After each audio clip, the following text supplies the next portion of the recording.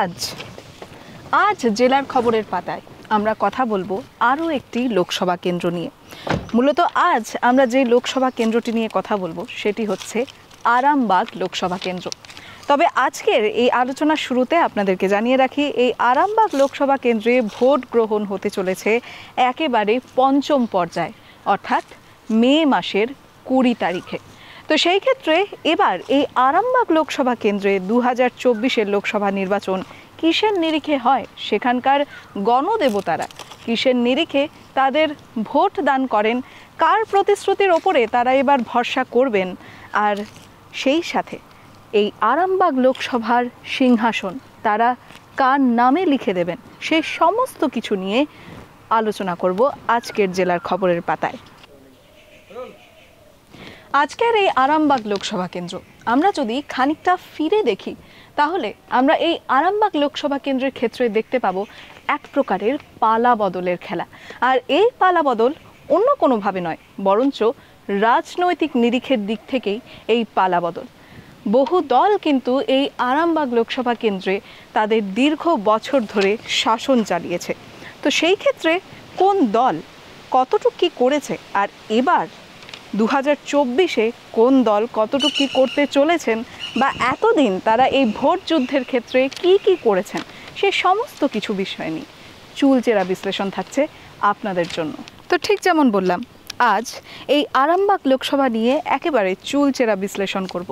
তো সেই ক্ষেত্রে শুধু আমি একা কথা বলবো না আপনাদের সঙ্গে, আমার সঙ্গে থাকছে আমার সহকর্মী সত্যজিৎ পাল। আপনাদেরকে একবার পরিচয় করিয়ে দিই, যদিও আপনারা যথেষ্ট চেনেন তাকে। তো এই মুহূর্তে আমার সঙ্গে রয়েছেন আমার সহকর্মী সত্যজিৎ পাল। সত্যজিৎ দা, তোমাকে আবারও ট্রাইব টিভির জেলার খবরে স্বাগত। তো সত্যজিৎ দা, আজ আমরা যে বিষয়টি নিয়ে আলোচনা করছি সেটি হচ্ছে আরামবাগ লোকসভা কেন্দ্র। তো এই আরামবাগ লোকসভা কেন্দ্রের ক্ষেত্রে কিন্তু দেখা গেছে যে এক প্রকারের আমরা রাজনৈতিক নিরিখে কিন্তু পালা বদলের খেলা দেখে এসেছি। সে একেবারে ফরওয়ার্ড ব্লক থেকে শুরু করে তারপরে সিপিআইএম বা বলতে পারি বাম দুর্গ প্রতিষ্ঠা হতে শুরু করলো। তবে আরেকটা যে বিষয় সেটি হচ্ছে গিয়ে এই যে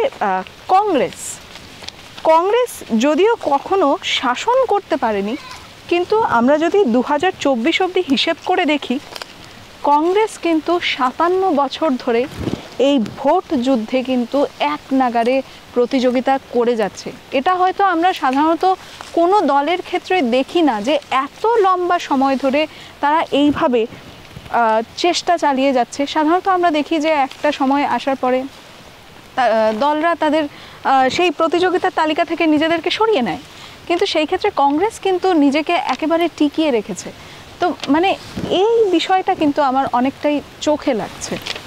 দেখো, আরামবাগ লোকসভা কেন্দ্রের কথা বলতে গেলে আমাদেরকে পিছিয়ে যেতে হবে, কারণ এই আরামবাগের সঙ্গেই জড়িয়ে আছে সাইবাড়ি হত্যাকাণ্ড। 1970 সালে যে সাইবাড়ি হত্যাকাণ্ড হয়েছিল, প্রণব সাই তাকে এবং তার ভাইকে, তাদের গৃহশিক্ষককে খুন করেছিল। বলা হয় যেটা যে সে সময় তাদের বাড়িতে একটা অন্নপ্রাশনের অনুষ্ঠান চলছিল, তো সে সময় বাম মিছিল যাচ্ছিল, সেই বাম মিছিল নাকি সে বাড়িতে হামলা চালায় তৎকালীন কংগ্রেস নেতা প্রণব সাইয়ের বাড়িতে। এরপর দুই ভাইকে মেরে কেটে তাদের রক্তমাখা ভাত তাদের মাকে খাওয়ানো হয়। তো যার ফলে কিন্তু এবার দেখো, সেই অভিযোগ যার বিরুদ্ধে ছিল, আমরা জানি নাম উঠেছিল নিরুপম সেন, তৎকালীন তিনি নাকি নাম ছিল খোকন সেন। এই আরামবাগের যিনি সাংসদ ছিলেন 1984 সাল থেকে একটানা সাংসদ ছিলেন, সে অনিল বসু, তার নামও কিন্তু এই হত্যাকাণ্ডে জড়িয়েছিল। তো স্বাভাবিকভাবেই আরামবাগের কথা উঠলে সাইবাড়ি হত্যাকাণ্ডের কথা চলে আসবে। এবার আরামবাগ লোকসভা কেন্দ্র বামেদের কিন্তু এক সময় শক্ত ঘাঁটি। আমি বলবো 2004 সালের লোকসভা নির্বাচনে সারা দেশে এর মধ্যে কিন্তু এই আরামবাগ থেকে অনিল বসু কিন্তু রেকর্ড ভোটে জিতেছিলেন, জানি কিন্তু বিপুল চর্চা হয়েছিল, হয়তো প্রবল সন্ত্রাস, ছাপ্পা ভোট, এগুলো কিন্তু অভিযোগ ছিল। কিন্তু স্বাভাবিকভাবেই সেখান থেকে বোঝা যায় যে কতটা লাল দুর্গ ছিল এই আরামবাগ হুগলি জেলার। এরপর দেখো সিঙ্গুর নন্দীগ্রাম আন্দোলন, তারপরেই পালাবদল, গত দুবারের সাংসদ অপরূপা পোদ্দার। তো এবার কংগ্রেসের কথা যে বললে, কংগ্রেস দীর্ঘকাল ভারতবর্ষে শাসন করেছে, বাংলাতেও শাসন ছিল, কিন্তু তৃণমূল জামানার পর, তৃণমূল আসার পর 1998 পর থেকে কংগ্রেস কিন্তু বাংলায় এক কথায় অপ্রাসঙ্গিক হয়ে গেছে বললেই চলে। তবু কিন্তু একটা সর্বভারতীয় দল, তাদের প্রত্যেক জায়গায় জনভিত্তি রয়েছে, তারা কিন্তু লড়াই চালিয়ে যাচ্ছে, কিন্তু কখনো এই কেন্দ্র থেকে জয় পায়নি। তো রাজনীতিতে জয় পরাজয় সবসময় আছে, কিন্তু কংগ্রেস সর্বভারতীয় দল হিসেবে তারা কিন্তু লড়াইটা চালিয়ে যাচ্ছে। পাশাপাশি আরেকটা বলবো যে কংগ্রেস কিন্তু বেশ কয়েকবার তৃণমূল কংগ্রেসের সঙ্গে জোট বেঁধে এই আরামবাগ লোকসভা কেন্দ্রে লড়াই করেছিল, কিন্তু তার ফলেও জয় কিন্তু তারা দখল করতে পারেনি। তার কারণ বামেদের শক্ত ঘাঁটি আরামবাগ লোকসভা কেন্দ্র। একেবারে। তো আমরা যখন দল আর প্রার্থী নিয়ে কথা বলছি, তো সেই ক্ষেত্রে আমরা একবার আমাদের এবারের অর্থাৎ 2024-এ কোন দল কাকে প্রার্থী হিসেবে মনোনীত করেছে সেই তালিকার দিকে একবার নজর রাখবো।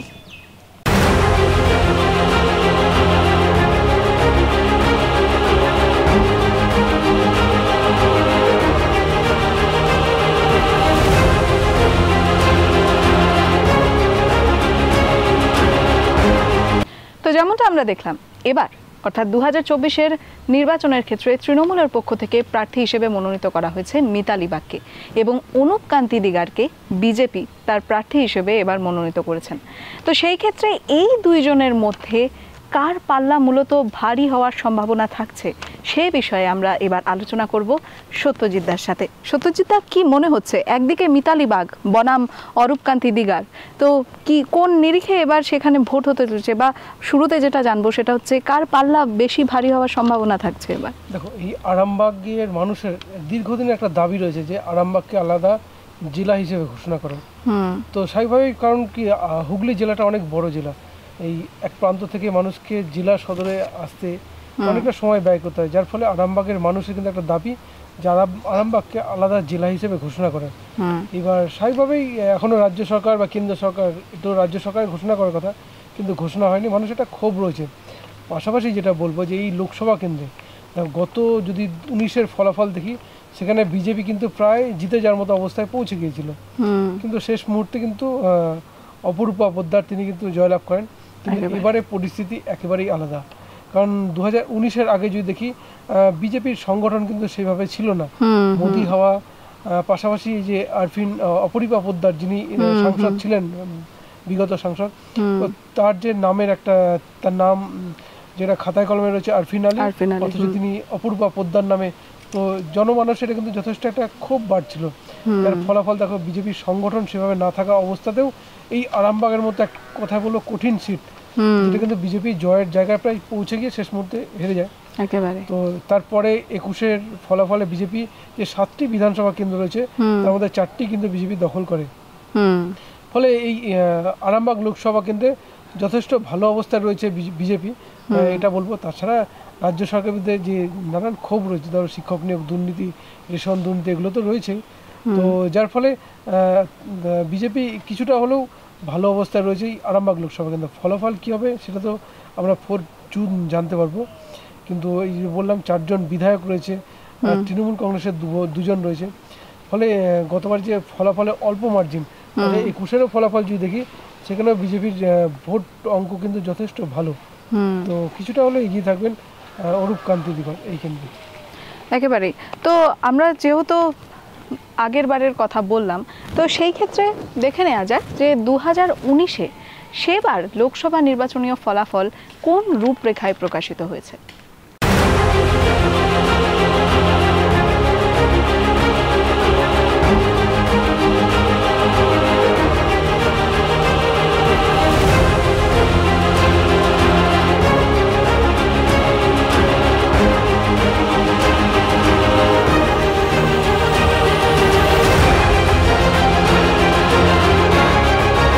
সত্যদা, এই যে 2019-এর যে আমরা ফলাফলটা দেখলাম, আমরা যদি একটা জিনিস ভালো করে লক্ষ্য করি, এই যে তৃণমূল প্রার্থী এবং বিজেপি প্রার্থী, তাদের মধ্যে কিন্তু একটা জোর কদমে হাড্ডাহাড্ডি লড়াই হয়েছে।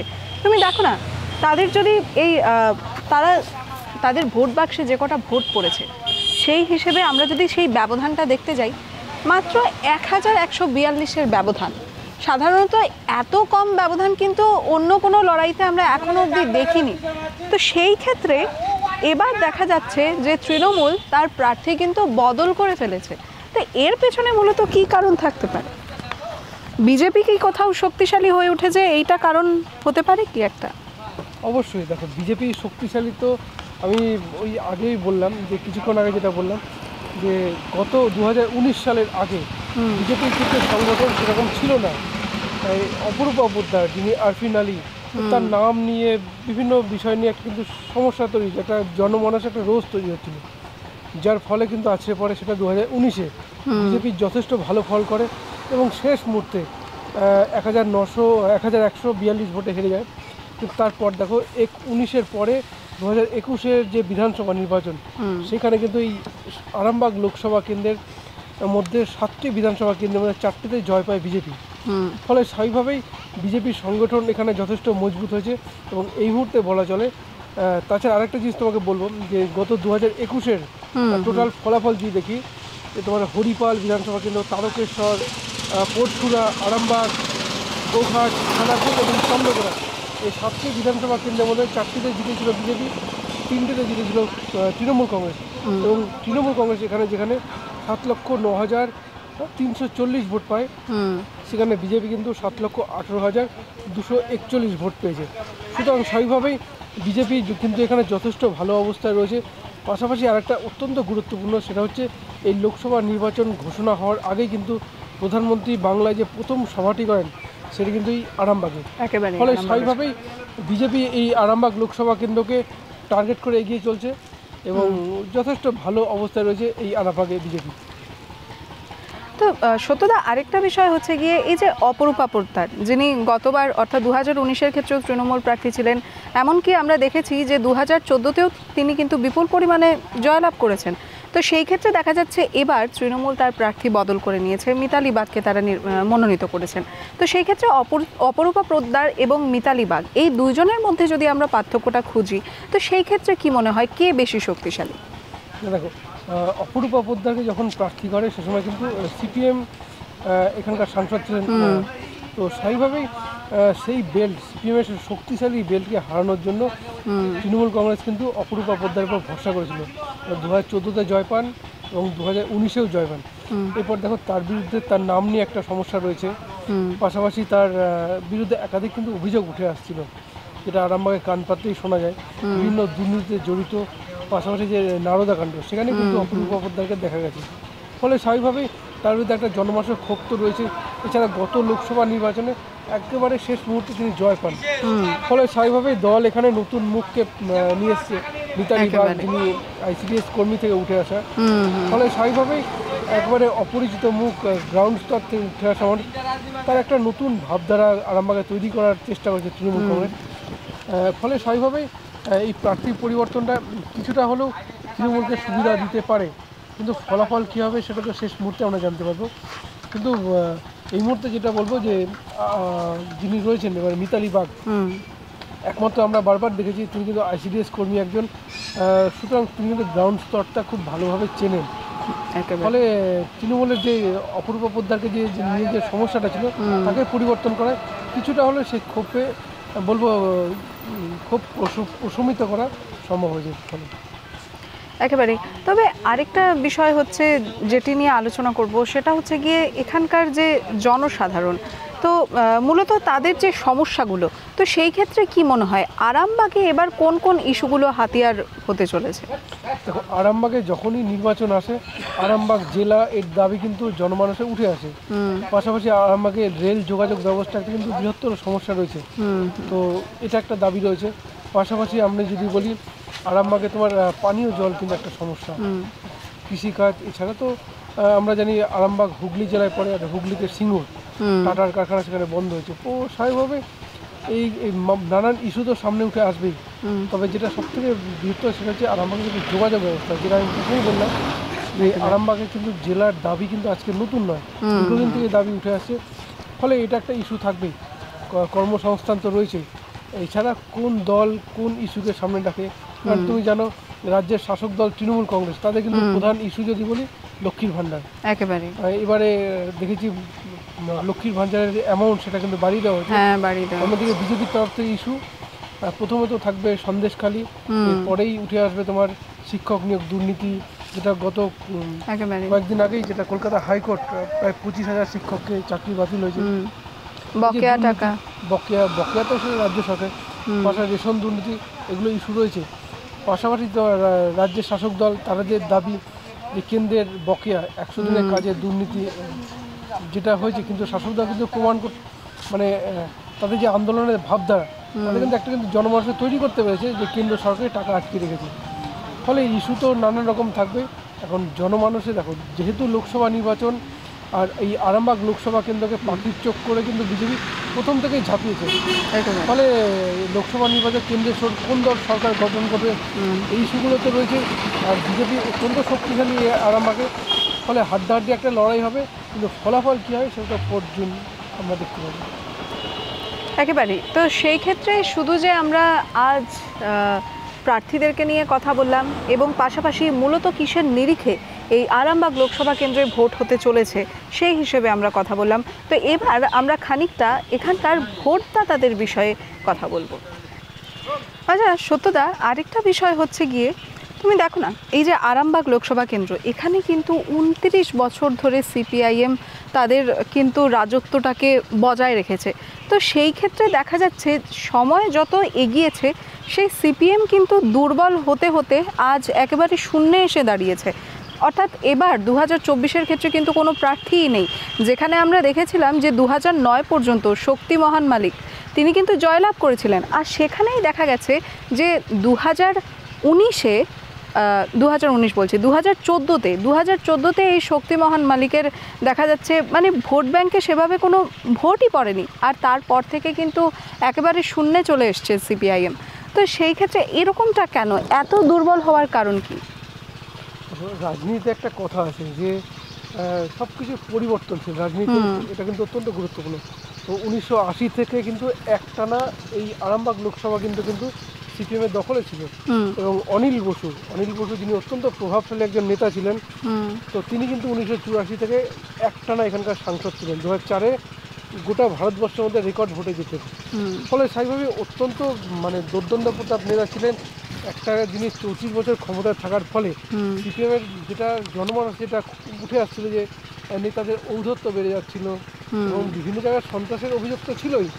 কারণ একটা দল দীর্ঘদিন ক্ষমতায় থাকার সুবাদে প্রশাসনিক লেভেলেও একটা কিন্তু প্রভাব বিস্তার করে, সেটা পুলিশ হতে পারে, অন্য প্রশাসনিক বিষয় হতে পারে। তো স্বাভাবিকভাবেই হয়তো এগুলোকে কাজে লাগিয়েই সিপিএম কিন্তু দীর্ঘ 34 বছর ক্ষমতায় ছিল, এই আরামবাগ দখলে রেখেছিল। কিন্তু এই যে পরিবর্তনের হাওয়া দেখো, 2009-এ যেটা গোটা বাংলায় যেটা পরিবর্তনের ঢেউ উঠেছিল, তার সত্ত্বেও কিন্তু শক্তিমোহন মালিক এই আসন থেকে জয় পান। কিন্তু তারপরেই আমরা দেখেছি 2014-তে হেরে যায় সিপিএম এবং 2019-এ তো একদম 3 নম্বরে নেমে আসে, কারণ বিজেপি সেখানে উঠে আসে, কারণ বামের ভোট পুরোপুরি সুইপ করে রামের দিকে। এবারেও সেই দেখো, এই যে সিপিএম বলবো আমি ইস্যু, রাজনৈতিক ইস্যু সেইভাবে ধরে কিন্তু সে আন্দোলনটা তৈরি করতে পারেনি। কারণ 2016-তে কিন্তু দেখো বাম কংগ্রেস জোট সে সময় বিরোধী ছিল, প্রধান বিরোধী ছিল। সরকারের বিরুদ্ধে যে একটা প্রভাব তৈরি করা, সরকারের বিরুদ্ধে আন্দোলন তৈরি করা, সেটা কিন্তু তারা সেভাবে তৈরি করতে পারেনি। যার ফলে দেখো 2019-এ বিজেপি যথেষ্ট ভালো ফল করে, কারণ তৃণমূলের বিরুদ্ধে যে অভিযোগ, সন্ত্রাসের অভিযোগ, তো স্বাভাবিকভাবেই জনগণ যে বামপন্থী ভোটাররা তাদের কিন্তু একটা বড় অংশ বিজেপিকে ভরসা করে বিজেপির দিকে চলে যায়। এরপর দেখো বিজেপি প্রধান বিরোধী হয়ে উঠে আসে, 2019-এ ভালো ফল করে, এরপর 2021-এ আমরা দেখেছি এই মুহূর্তে রাজ্যের প্রধান বিরোধী দল। এছাড়া আরেকটা জিনিস যেটা এই মুহূর্তে যে প্রধান বিরোধী দলনেতা রয়েছেন শুভেন্দু অধিকারী, তার যে বিরোধী দলনেতা হিসেবে ভাবমূর্তি, এটা কিন্তু জনমানুষের যথেষ্ট প্রভাব ফেলেছে। কারণ তুমি দেখো যেখানে মিটিংয়ে সমাবেশ করছেন, এটা কিন্তু প্রচুর মানুষের সমাগম হচ্ছে। ফলে স্বাভাবিকভাবেই সিপিএম কিন্তু বলবো একটা নেতৃত্বের অভাব। পাশাপাশি আরেকটা যেটা দেখো, সিপিএমের যেটা আনিস খান কাণ্ডের আগে কিন্তু সিপিএম সেভাবে আন্দোলন সংগঠিত করতে পারেনি। আনিস খানের মৃত্যুর পরেই কিন্তু সিপিএম কিছুটা আন্দোলনমুখী হয় এবং নানান ইস্যুতে তারা মাঠে নেমেছে। ফলে স্বাভাবিকভাবে সিপিএম একটা নেতৃত্বের অভাব, জনমানুষেও সেভাবে নেতাদের না দেখতে পাওয়াটাই সিপিএমের ভোটাররা কিন্তু পুরোপুরি বিজেপির দিকে সুইপ করেছে, যার ফলেই সিপিএমের এই পরিণতি।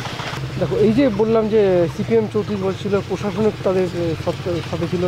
এরপর দেখো তৃণমূল কংগ্রেস আসার পর যেটা বিরোধীরা বলে যে রাজ্যের পুলিশকে দলদাস হিসেবে কাজ করে, এটা কিন্তু অনেক ক্ষেত্রে আমরা দেখেছি। যদি আমরা দেখি পুরুলিয়ার ঝালদা পৌরসভা, তপন কান্দু, পুলিশের বিরুদ্ধে কিন্তু একটা কিন্তু ক্ষোভ তৈরি হচ্ছে সাধারণ মানুষের। এমনকি সরকার পক্ষ যে প্রশাসনকে ব্যবহার করছে তার কিন্তু মাঝে মাঝে নিদর্শন পাওয়া যায়। ফলে এটা কিন্তু জনমানুষের কিন্তু প্রভাব তৈরি করে। এর ফলে সিপিএম তো গেছে, এখন তৃণমূল কংগ্রেসের বিরুদ্ধেও এটা কিন্তু ক্ষোভ মানুষের তৈরি হয়েছে। ফলাফল কী হবে সেটা তো 4 জুন আমরা জানতে পারবো। একেবারেই তোমার সাথে কথা বলে ভালো লাগলো সত্যদা। সত্যি তুমি যে আমাদেরকে এইভাবে এত সুন্দর করে বুঝিয়ে বলো, আমার মনে হয় না যে আমাদের যারা দর্শকরা রয়েছেন তারাও মনে হয় খুব এক্সাইটমেন্টের সাথেই হয়তো তাদের নিজেদের লোকসভা কেন্দ্র বলে কথা, হয়তো তারা এতটাই মনোযোগ সহকারে শোনেন। তো সেই ক্ষেত্রে এই ছিল আমাদের আজকের আরামবাগ লোকসভা কেন্দ্র নিয়ে আলোচনা। তো সেই ক্ষেত্রে দেখা যাক এবার আরামবাগ লোকসভা কেন্দ্রে কিসের নিরিখে ভোট হয়, সেখানকার যারা জনসাধারণ রয়েছেন তারা মূলত কার প্রতি এবার আস্থা রাখেন এবং কাকে তাদের জনপ্রতিনিধি হিসেবে তারা এবার বেছে নেন। তো সেই ক্ষেত্রে দেখা যাক এই আরামবাগ লোকসভা কেন্দ্র যেখানে ভোট গ্রহণ হতে চলেছে একেবারে পঞ্চম পর্যায়ে, অর্থাৎ মে মাসের 20 তারিখ। তো সেই ক্ষেত্রে দেখে নেওয়া যাক যার ফল প্রকাশ হতে চলেছে একেবারেই শেষে, অর্থাৎ জুন মাসের 4 তারিখ। তো এবার দেখা যাক এই আরামবাগ লোকসভা কেন্দ্রের সিংহাসন কার দখলে যায়। আমি দিশা আবারও আগামীকাল আরও একটি নতুন লোকসভা কেন্দ্র নিয়ে একেবারে গ্রাউন্ড জিরো থেকে সেই চুলচেরা বিশ্লেষণের সাথে আপনাদের কাছে হাজির হয়ে যাব ঠিক সন্ধ্যে 6টায়।